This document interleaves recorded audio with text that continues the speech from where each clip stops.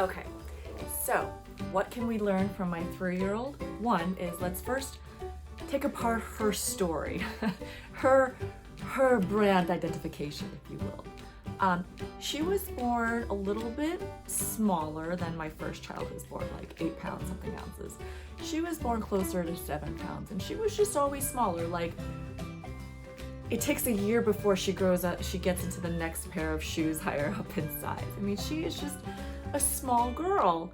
And I think she sort of either knows that she's a little bit smaller, but she definitely doesn't feel small in the inside.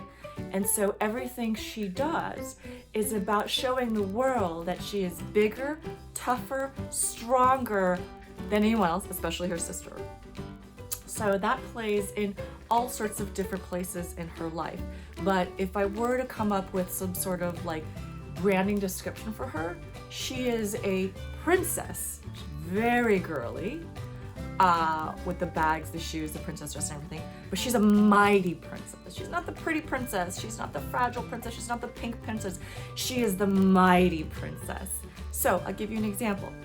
When we drop her off at her preschool, she makes an entrance like she's 8 feet tall. I am not kidding you.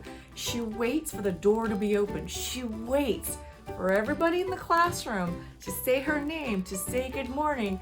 And I swear to you, she makes a grand entrance. She waits until all eyes are on her. She does not think for a single second that she is small, that she is tiny, that she is short, that she is young. None of that, And the truth is, she's actually the smallest in all of her classes, whether it be soccer or dance or whatever. She's the small one. But she doesn't play it. Baby, don't play that small game.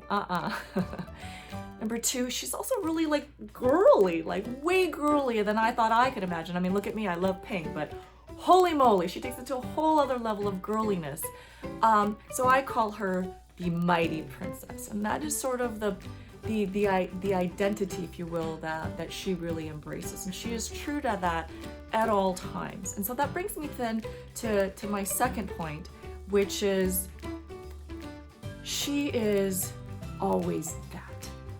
She is always the mighty princess, whether the nanny cam is on, off, whether the eyes all are on her, all eyes are not on her, whether we tell her to do something on her own without us around. She will always be who she is at any given point. There are other children, even adults, who I can't say the same, who are easily swayed by what is trendy, who are easily swayed by what others may think of her. That's not her. And I think that's a really important lesson to learn from my 3-year-old. It's a really important lesson in branding.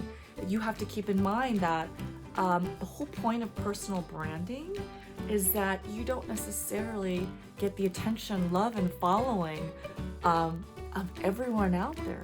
The whole point is that you have a story, you have a message, and you want to communicate that story and message to a specific group of people, and that's that. And if they don't like your story, they don't get you, you're gonna have to be okay with that. Like my 3-year-old is. My 3-year-old is absolutely okay with not being liked.